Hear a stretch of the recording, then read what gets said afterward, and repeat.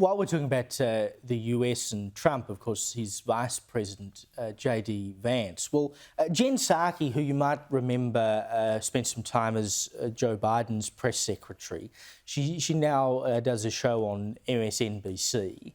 But she popped up on a podcast called I've Had It.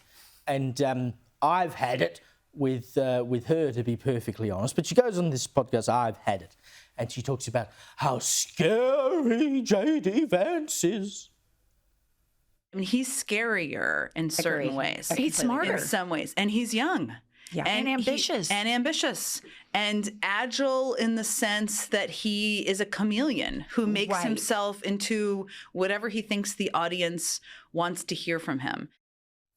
Now, when she says scary, what she means is he's effective. And that's a bad thing for my side of politics because he's young and he's dynamic and he can pull a crowd. And that's bad for us because it means we've actually got to do some work. We've got something to compete with here. But he tells an audience what he thinks they want to hear. I know. It's terrible. Is this true? You cannot believe a politician this. I know. Telling people who would ever do it? What he thinks they want to hear. Honestly. So, you know, whatever. That's just stupidity, right? But then she gets personal and she starts talking about Vance's wife. The little Manchurian candidate, JD Vance, wants to be president more than anything else. Yeah. I always wonder what's going on in the mind of his wife. Like, are you okay? Please blink 4 times. Yes. We'll come over here. We'll save you. So she assumes that because a woman is married to a right-wing man, you know, a member of the Republican Party, that there must be something wrong with her, or she must be under duress, or she must be unsafe. And just blink 4 times and we'll come and save you from the evil, bad JD Vance.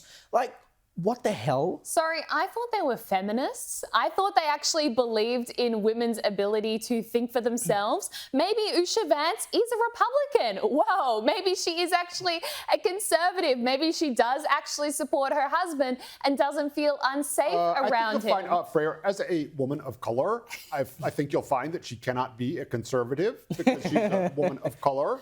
No, that is the subtext here. You have these super annoying middle-aged women bashing down on an Indian woman, and their minds cannot comprehend the fact that she might actually be a conservative. And back to your point before, Kayla, about JD Vance being so effective, which is why they're trying to target him so much. I think they're going to go after JD Vance even harder than they went after Trump, because when you look at him, he is the epitome of America. Comes from the Appalachians, poor background, drug addict mother, overcame all of that, enlisted in the Marines, went to Yale, did law, and ended up as the vice president, the 3rd youngest in US history. He's simply incredible. His values are solid. He represents the forgotten people of America. And so they are right to be scared of JD Vance. And it would like really annoy them to think that other than Michelle Obama, the greatest racial diversity, potential racial diversity